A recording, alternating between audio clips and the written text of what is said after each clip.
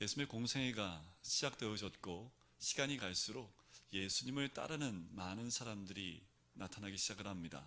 많은 사람들이 예수님을 따라 붙기 시작을 하고 예수님의 이름을 높여드리기 원하고 또한 그 주변에서 메시아라고 외치는 사람들이 많이 붙기 시작을 해요. 그런데 그 반면에 예수님을 싫어하고 또한 예수님의 오해를 하고 반대하는 세력들도 더 확산되어지고 심화되기 시작을 합니다. 이렇게 반대와 오해가 심해질수록 예수님께서는 자신의 죽음이 가까이 오는 것을 알게 되는 거지요. 그래서 우리 주님이 제자들을 이제 훈련시키기 위해서 더 센 훈련을 시킵니다. 그것이 오늘 본문 말씀 앞부분에 나오는 그 말씀에 나오는데, 예수님께서는 자신의 죽음 이후에 본격적인 사역을 감당해야 될 그들을 위해서 훈련의 과정들을 허락하십니다. 그것이 2명씩 짝을 지어 전도 대상자 되는 그 지역으로 보내는 거지요. 그래서 그들이 하나님만 의지할 수 있도록 만드는 겁니다. 그리고 두 사람이 서로 협력하고 하나가 되어서 하나님의 나라를 확장시켜 나가는 것. 그 와중에 그들은 분명히 반대에 부딪히게 됩니다. 여러 가지 고난과 아픔 가운데 부딪히게 됨을 이들로 하여금 깨닫게 하고 알려주기 위해서 그렇게 전도지로 보내게 됩니다. 그들의 사역을 통해서 어떠한 영향력이 나타나기 시작을 했냐 하면, 가서 하나님 나라를 선포했을 뿐만 아니라 병든 자를 낫게 합니다. 귀신 들린 자들을 또 치유하고 낫게 하는 사건들이 곳곳에서 일어나면서 예수님에 대한 이름이 전국으로 흩어져 더 확장되어지기 시작을 하는 거지요. 그 소식과 명성이 결국 헤롯의 귀에까지 들어가게 됩니다. 오늘 14절 말씀에 보면 앞부분에 이렇게 나옵니다. 이에 예수의 이름이 드러난지라. 자, 이에라는 그 말은 바로 앞부분에 그 12 사도들이 나아가서 둘씩 나가 복음을 전하고 많은 병자를 치유하고 귀신을 쫓아내는 그 사건으로 그렇게 복음이 전파된 것 때문에 예수의 이름이 더 드러나기 시작을 했다는 거지요. 그 소식을 헤롯이 들어요. 헤롯 왕이 들었는데 그 들으면서 그 머리 가운데 생각 들었던 것이 무엇이냐면, 이가 세례 요한이 아니냐라는 거지요. 내가 죽인 그 세례 요한이 다시 살아났기 때문에 이런 능력이 그 속에서 일어나는 것 아니냐라고 그 마음 가운데 두려움이 몰려오게 됩니다. 자, 여기서 나오는 헤롯 왕은 예수님이 탄생했을 때, 예수님이 태어나셨을 때 있었던 헤롯 대왕과는 다른 왕입니다. 헤롯 왕 이후에 자녀들이 몇 있었습니다. 그들 가운데 세 아들이 있었는데, 당시에 로마는 그 지역을 세 군데로 나눠서 분봉왕을 세웠습니다. 그 헤롯 대왕의 아들 중에 한 명이 여기에 나오는 헤롯 왕입니다. 이 헤롯 왕은 당시에 갈릴리와 베레아의 분봉왕으로 왕의 직분을 감당했던 사람이 이 사람입니다. 자, 그런 상황 속에서 예수님에 대한 이 명성이 들리면서 사람들한테서 어떠한 평가가 들리기 시작하냐 하면, 15절에 보니까 이런 평가가 들립니다. 어떤 이는 그가 엘리야라 하고, 또 어떤 이는 그가 선지자니 옛 선지자 중에 하나와 같다라는 사람의 평가를 듣는데, 헤롯 가슴에는 어떤 마음이 든 거예요? 내가 못 뵌 요한이 살아났다라는 마음에 이런 생각을 하는 거지요. 복음서 기자는 헤롯이 예수님을 세례 요한이 다시 살아나서 놀라운 능력을 행하고 있다라고 생각하게끔 이 말씀을 언급을 합니다. 그 이유 중에 하나는 뭐냐면, 세례 요한이 어떻게 죽었는지에 대한 부분을 기록하기 위해서라는 거지요. 당시에 사람이 죽으면 그 영혼이 다른 사람으로 다시 태어난다는 그런 미신이 있었다고 그래요. 하나님 섬기는 그 나라였지만 하류층에서는 이런 미신이 떠돌고 있었는데, 이 헤롯 왕이요, 예수님 보고 이런 생각을 했다라는 거지요. 왜 그랬을까? 여러분들 보니까 예수님하고 세례 요한하고는 어떤 관계입니까? 친척이거든요. 먼 친척이긴 하지만 그래도 친척이다 보니까 생김새가 어땠을까요? 비슷했다는 얘기가 있습니다. 세례 요한의 그 모습과 예수님의 모습이 좀 많이 흡사했다는 얘기가 있어요. 그러니까 이 헤롯 대왕이 얘기를 들어보고 인상착의 들어보니까 이거 세례 요한 맞네 라고 생각이 든 거지요. 근데 세례 요한이 지금 어떻게 한 거예요? 자기가 죽였잖아요. 근데 세례 요한이 살아났다고 하니까는 마음이 어떤 마음이 들었을까요? 걱정과 근심이 몰려오는 거지요. 두려워질 수밖에 없는 거지요. 자, 오늘 본문 말씀에 나오는 그 핵심은 세례 요한의 죽음의 자체에 있는 게 아닙니다. 오늘 본문 말씀은요, 예수님의 공생의 기간 가운데 위치하고 있는데 그곳 가운데 세례 요한의 죽음에 대해서 적고 있다라는 겁니다. 오늘 본문은 세례 요한의 죽음에 대한 이야기를 기록하고 있지만 세례 요한의 죽음은 예수님의 죽음을 예표하기 위해서 이곳에 적어놓고 있다고 보시면 됩니다. 특별히 세례 요한을 죽였던 이 헤롯 왕은 당시에 예수님의 또 다른 대적자로 등장을 합니다. 그리고 곧 예수님이 죽음이 임박했음을 보여줄 뿐만 아니라 세례 요한의 죽음을 보면서 예수님의 죽음이 어떠한 죽음일 것이다 라는 것을 짐작할 수 있게끔 그 예표를 보여주고 있는 거지요. 이렇게 본문의 핵심은 예수님을 드러내는 것에 이 본문의 핵심이 있습니다. 이런 부분들이 있어요. 세례 요한을 통해서 메시아가 오는 것을 준비했고 하나님 나라가 임하는 것을 준비하고 있다면, 이 땅 가운데 아직 어둠의 세력이 있다면 하나님을 거부하고 예수님이 메시아임을 거부하는 저 왕궁 가운데 그 어둠이 있다라는 거지요. 하나님의 나라와 이 어둠의 나라는 서로 부딪힐 수밖에 없습니다.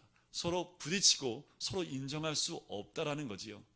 그 말씀이 이 헤롯이라는 왕에 들어갔을 때 이는 감당할 수 없는 겁니다. 결국 그 헤롯 왕은 세례 요한을 죽는 자리에 넘겨줄 수밖에 없는 거지요. 오늘 본문은 예수님에 대한 포인트보다 세례 요한의 삶과 죽음에 대한 부분을 좀 포인트를 두고 같이 나눠보려고 합니다. 세례 요한의 삶은 어땠는지, 또한 그의 죽음을 통해서 과연 무엇이 이 땅 가운데 또 하나님의 의도가 무엇인지를 한번 나눠보려고 합니다. 자, 세례 요한의 삶이 뭐였을까요? 세례 요한의 삶에 대해서는 굉장히 여러 곳에 많이 이야기를 하고 있습니다. 특별히 마가복음 1장에도 나오고요, 사복음서에 다 나옵니다. 세례 요한은 어떠한 위치에 있었을까요? 세례 요한은 메시아의 오시는 길을 예비하는 사람, 준비하는 사람으로 등장을 합니다. 그리고 세례 요한은 예수님이 오기까지 그것을 준비하기 위해서 최선을 다하여 준비했던 사람, 그 사람이 세례 요한이지요. 결코 자신의 그 위치를 벗어나지 않고 그 선을 넘어가지 않는 사람으로 이 세례 요한은 등장을 합니다. 자신에게 맡겨진 사명이 있지요.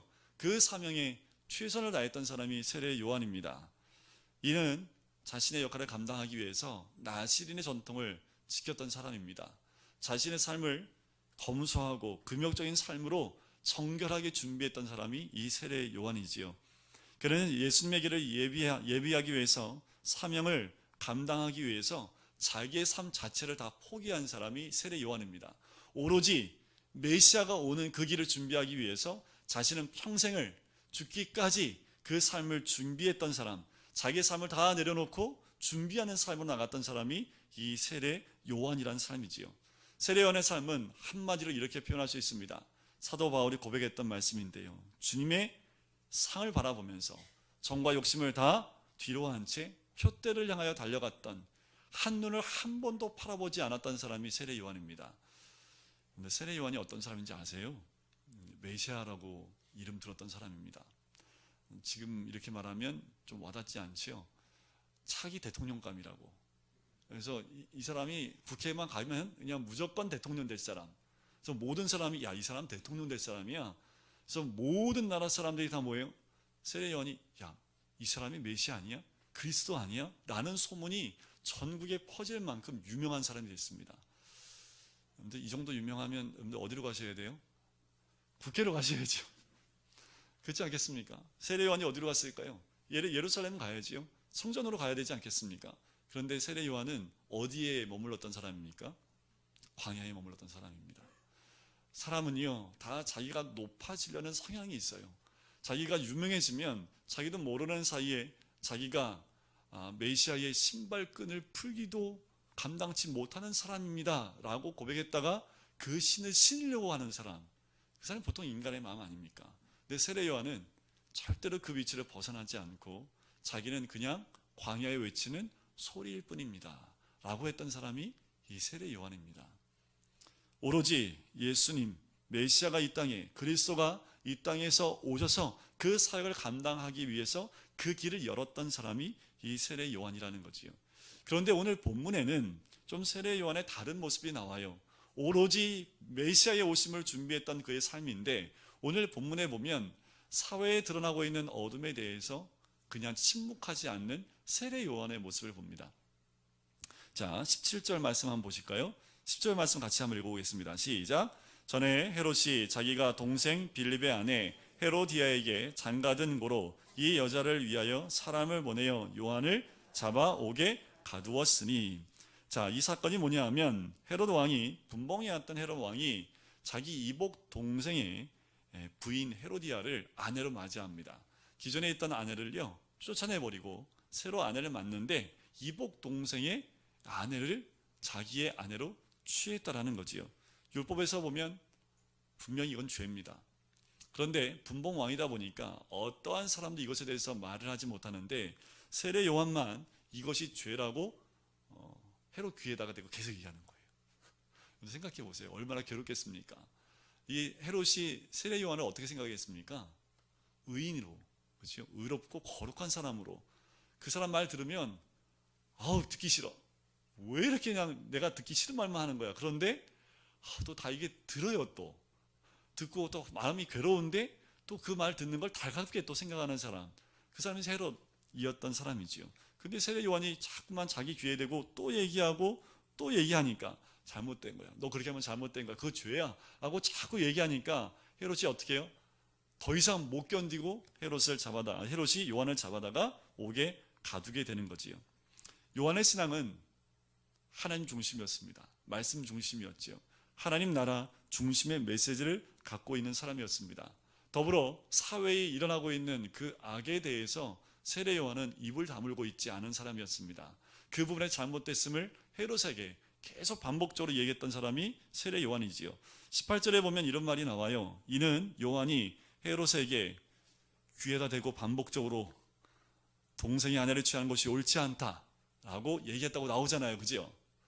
여기에 보면 그냥 말하대로 나오는데요. 원어에 보면 반복적으로 끊임없이 계속하여 말하다라는 의미가 있습니다. 그러니까 헤롯이 들으면 얼마나 힘들었을까요? 헤롯의 말 한마디, 세례 요한의 그 말 한마디가 얼마나 영향력 있는지 여러분들 아시죠? 사람들이 다 그리스도라고 생각을 했는데 이 세례 요한이 그것도 다른 사람도 아니고 헤롯에게만 당신 그 죄입니다 라고 한 번만 얘기해도 사람들이 웅성웅성할 텐데 볼 때마다 당신 그거 죄입니다. 반복적으로 계속해서 그 귀에 대고 얘기하니 이 헤롯이 감당할 수 없는 거지요. 세례 요한을 메시아라고 생각했던 당시에 많은 사람들이 이 세례의 말에 귀를 기울였기 때문에 이 헤롯은 어쩔 수 없이 그를 옥에 가둘 수밖에 없는 거지요. 이 모습을 보면서 우리가 한 가지, 우리의 신앙은 개인 신앙입니다. 개인의 구원을 위해서 그 신앙을 갖는 것 참 중요합니다. 또한 신앙생활 가운데 우리가 교회에서 신앙생활하는 것 참 중요하지요. 우리가 기도 생활하고 말씀 읽고 전도하는 삶 참 중요합니다. 그런데 우리의 신앙의 삶이 여기에만 머물러 있는 것은 어떻게 보면 반쪽짜리 신앙생활일 수 있다는 거지요. 왜냐하면 우리 예수님이 믿는 사람들한테 이런 말씀하셨죠. 너희는 세상의 빛과 소금이다 얘기했습니다. 너희는 너희 가정의 빛과 소금이다 이렇게 얘기 안 했어요. 너희는 성전에서 빛과 소금이다 얘기하지 않습니다. 너희는 너의 삶, 너의 사회생활, 너희는 이 세상의 빛과 소금이다 라고 말씀을 했다라는 거죠. 그 말은 무엇을 의미합니까? 사회 속의 그리스도인의 삶으로 온전히 살아가라 라는 말씀입니다. 그 말은 사회가 어두우니까 사회에서 눈 돌리고 오로지 너는 기도만 해라 이런 말이 아니라는 겁니다. 예수님은 우리 예수를 믿는 모든 사람들이 그냥 개인의 신앙생활 가운데 교회 안에서의 그런 신앙적인 삶 가운데만 국한되어 있는 모습 가운데 있지 말고 이 사회에서 우리의 책임을 감당해야 된다는 것을 말씀하고 있다는 거지요. 구약의 선지자들을 볼까요? 구약의 선지자들은요 정말 목숨을 내걸고 그 사회의 악에 대해서 잘못에 대해서 하나님 말씀을 대언했던 사람들이 이 구약의 선지자들입니다. 가난한 자들을 핍박하고 또한 뇌물을 먹고 불의한 심판을 했던 그들을 향해서 가감없이 하나님의 말씀을 선포했던 사람들, 그들은 선지자들로서 정의를 선포했던 사람들입니다. 우리가 이 사회에 또한 지금 신앙생활할 때 꼭 잊지 말아야 될 것은 이웃과 사회를 향한 우리에게 책임이 있다는 겁니다. 저도 그렇지만 너무나 쉽게 사회의 잘못된 부분에 대해서 쉽게 얘기하기가 너무 쉬워요. 그 잘못에 대해서 지적하기가 참 쉽습니다. 그런데 그것을 지적하고 이야기하는 것으로 머물러 있다면 우리는 어쩌면 반쪽짜리 신앙생활일 수 있다는 거지요. 우리가 이 사회에서 빛과 소금의 역할을 감당하기 위해서는 그리스도인다운 삶을 통해서 세상에 본을 보이는 삶을 살아야 된다는 겁니다. 우리가 머리에 띠두르고 국회로 갑시다 이런 건 아니잖아요. 그죠? 그렇다고 우리가 머리 띠두르고 우리가 국회로 가서 우리가 데모할 수 있는 것도 아니고요. 그것도 하나님의 뜻일 수도 없고요. 하지만 우리가 할 수 있는 건 무엇입니까? 내가 살고 있는 그 사회에 어둠이 있다면, 불의가 있다면 그곳에서 우리가 그리스도인다운 삶을 통해서 빛의 역할을 감당하고 소금의 역할을 감당해야 된다는 겁니다. 그런데 너무나 많은 그리스도인들이 그 일들을 감당하지 못합니다. 여러분들 그 국회에 가면 그리스도인들이 몇 프로나 되실 것 같아요? 제가 알기로는 50%는 넘는 걸로 알고 있습니다. 근데 국회의원들을 쭉 세워놓고 자 그리스도인 한번 찾아보세요 하면 쉽게 찾을 수 있을까요? 어려울까요? 쉽지 않을 것 같아요. 자 경제인들 가운데 교회 다니는 사람들이 꽤 많습니다. 그 사람들 쭉 세워놓고 이들 가운데 그리스도인들 한번 찾아내보세요 하면 과연 몇 명이나 찾아낼 수 있을까요?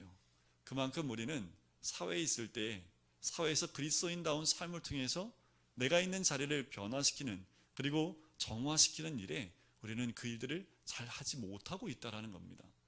우리가 변화시킬 수 있는 것은 내가 세상과 타협하지 않고 어둠과 타협하지 않고 그리스도인다운 삶을 살기 시작을 하면 변화가 시작되어집니다. 교회가 세워지고 또한 복음이 들어오면서 제일 먼저 바뀌었던 것이 무엇입니까? 죄가 사라지기 시작하고요. 부패가 사라지기 시작하고요. 이 사회가 변화되어지고 개혁되기 시작했다는 겁니다.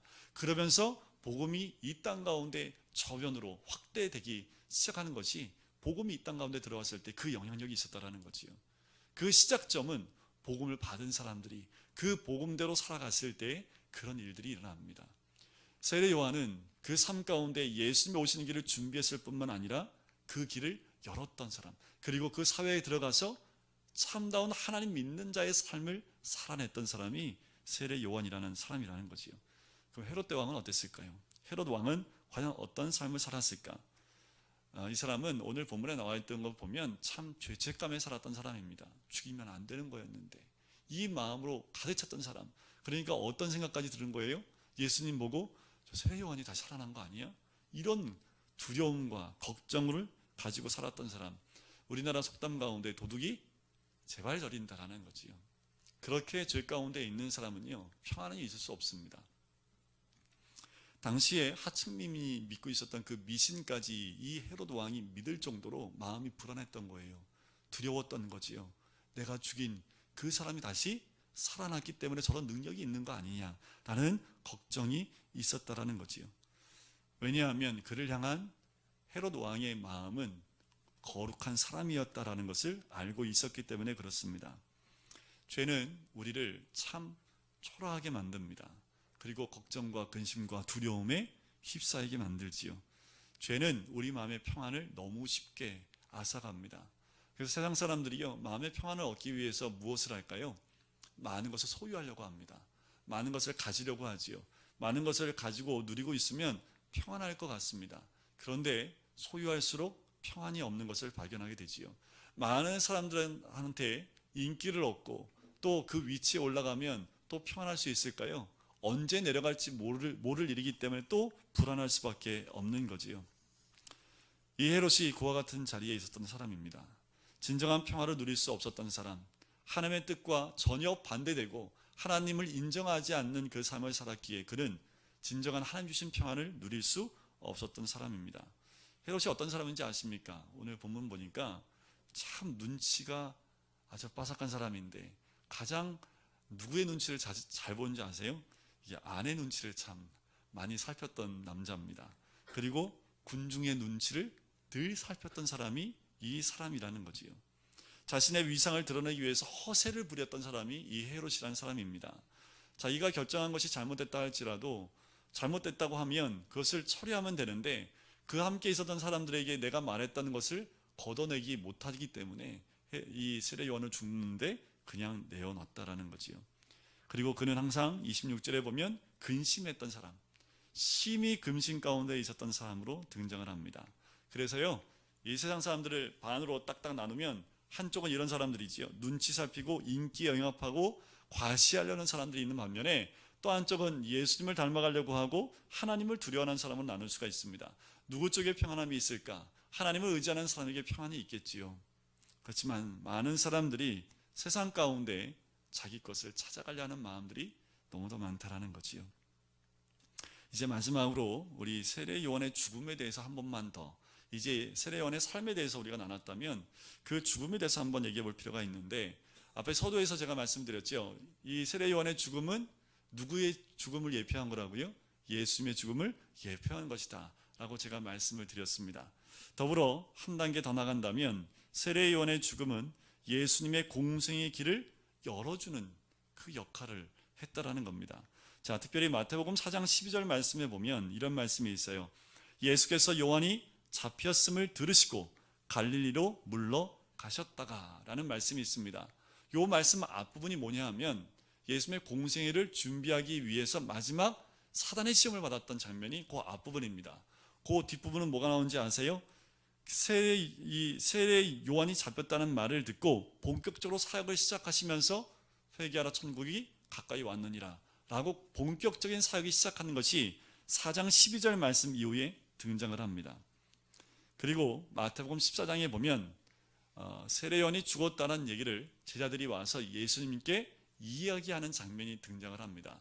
자, 여러 가지 상황을 보면 세례 요한이 붙잡히고 죽는 것과 예수님의 공생의 사역은 굉장히 밀접한 관계가 있다는 것을 우리가 알 수가 있는 거지요. 자, 좀 더 구체적으로 살펴보면 세례 요한을 죽이라는 사람들 한번 볼까요? 헤롯뿐만이 아니었습니다. 헤롯이 눈치를 봤던 사람이 있었다고 그랬죠. 그 여인의 이름이 뭡니까? 19절에 나옵니다. 우리 19절 같이 읽어볼까요? 시작. 헤로디아가 요한을 원수로 여겨 죽이고자 하였으되 하지 못한 것은, 누가 원수로 여겨요? 헤로디아가요. 헤롯은 원수로 여기지 않았습니다. 근데 이 여인은 원수로 여겨요. 왜 그랬을까? 이 헤롯이라는 여인도 다르지 않는 어둠에 있는 영혼, 그리고 욕정이 있고 자기의 욕심에 붙들려 있었던 영혼이라는 것을 알 수 있는 거지요. 바른 소리하는 세례 요한을 원수로 여겼던 사람이 이 헤로디아입니다. 이 헤로디아는 어떻게 하면 세례 요한을 죽일 수 있을까? 그 생각 가운데 한 가지 묘책을 했던 것이 뭐냐면, 헤롯 왕 생일 때 자기 딸을 춤을 추게 만드는 거지요. 자, 당시에 왕궁 안에 잔치가 벌어지면 춤을 추는 사람들은 무녀밖에 없었습니다. 시녀 아니면 무녀들만 춤을 추는데 왕의 딸이 춤을 춘다는 것은 그때 당시에 상상도 할 수 없는 일입니다. 가장 천한 사람도 해야 될 그 일을 자기 딸에게 시키는 거지요. 그 딸을 통해서 세례 요한을 죽이려고 하는 음모를 꾸몄다라는 겁니다. 이 사실들을 놓고 보면 사람들이 모의하에 계획하에 세례 요한을 죽인 것 맞지요? 사람들이 세례 요한을 죽이기 위해서 몇 명이 함께 모의해서 세례 요한을 죽인 것 맞습니다. 하지만 이 모든 것 속에는 여전히 하나님의 섭리와 간섭함이 있다라는 겁니다. 예수님의 사역이 온전히 드러나기 위해서 세례 요한은 이제 역사의 뒤편으로 사라져야 되기 때문에 하나님의 섭리 가운데 이 사건들이 준비되어져 있다는 거죠. 그 목사님 그 말이 무슨 말씀입니까? 또 한 가지 예를 드려볼까요? 가룟 유다라면 생각해 보실까요? 가룟 유다가 아니었으면 예수님이 십자가를 질 수 있었을까요? 가룟 유다가 그 역할을 합니다. 예수님을 팔아넘기지요. 예수님이 십자가를 지기러 나갈 때에 가룟 유다의 역할은 예수님을 파는 역할입니다. 그런데 가룟 유다의 역할도 전체적인 안목에 보면 하나님의 섭리와 구속사 가운데 하나의 역할을 하는 사람이라는 거지요. 하지만 중요한 것은 그것은 죄이지요. 그 사람의 죄는 자기가 책임을 져야 된다는 겁니다. 그와 마찬가지로 헤로디아로 이와 같은 역할을 했던 사람입니다.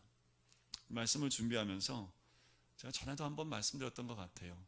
하나님의 구속사 가운데 우리가 어떻게 쓰임받느냐가 참 중요합니다. 여러분들 헤로디아처럼 쓰임받을 수도 있고요, 세례 요한처럼 쓰임받을 수도 있습니다. 한 명은 세례 요한을 죽이는 음모를 꾸몄던 사람입니다. 또 한 사람은 그 음모에 죽은 사람이지요. 둘 중에 누가 예수님의 사역을 해 나가는데 보탬이 되는, 또한 하나님의 그 섭리를 이루어나가는 일을 감당했습니까? 세례 요한 맞습니다. 하지만 그 역할을 돕는 그 죄된 역할을 했던 사람이 헤로디아라는 또 헤롯 왕이라는 사람이지요.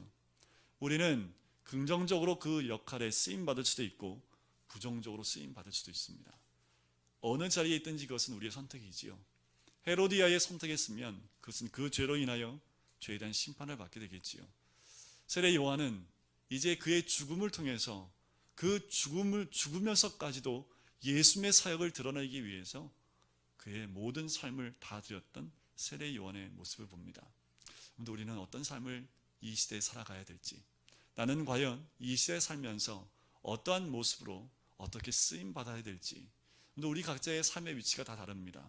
그 위치 가운데서 내가 어떠한 자리에서 어떠한 모습으로 살아가야 될지, 과연 나는 세례 요한의 모습과 같이 살아가고 있는지, 아니면 극단적인 헤롯 왕과 같은 모습인지 헤로디아와 같은 모습인지는 우리 스스로가 돌이켜볼 필요가 있습니다.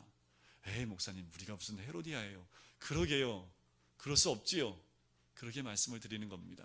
그렇다면 우리가 선택해야 될 길은 단 한 가지지요. 세례 요한의 길입니다. 세례 요한은 그 삶을 통해서 예수님을 드러냈던 사람입니다. 그의 삶을 통해서 그가 고백했던 것은 그는 흥하여야 하겠고 나는 쇠하여야 하리라. 이 고백을 했던 사람, 그는 죽는 그 순간까지 그 말씀을 그대로 지켰던 사람이 세례 요한입니다. 우리 모두가 우리의 삶을 통해서 주님의 오시기를 준비할 뿐만 아니라 예수님이 이 땅 가운데 드러나기 위해서 우리의 삶을 드려야겠지요. 더 나아가서 우리의 죽음을 통해서도 예수님을 드러내 보일 수 있는 우리가 되었으면 좋겠습니다. 세례 요한이 그런 삶을 살았듯이 우리도 그 삶을 통해서 예수님이 이 땅 가운데 드러나는 삶, 또한 그리스도인다운 삶은 이 사회를 정화하고 정결케 하는 그 자리 가운데 내가 예수님을 믿는 자의 삶을 사는 것, 그것이 바로 세례 요한이 우리에게 보여준 오늘 그 모습이기도 합니다. 우리가 오늘 그 결단을 했으면 좋겠습니다. 하나님, 내가 있는 자리만큼은 정결케 하겠습니다. 하나님, 내가 있는 그 자리만큼은 예수님이 계심을 보여주겠습니다. 그리고 나의 삶 전체를 통해서 예수님이 살아계심을, 또한 예수님이 이 땅에 와 계심을 보일 수 있는 세례 요한의 역할을 감당하는 하나님의 사람이 되겠습니다 라는 고백이 우리의 고백이 되시기를 주님의 이름으로 간절히 축원드립니다. 우리 같이 기도하실까요?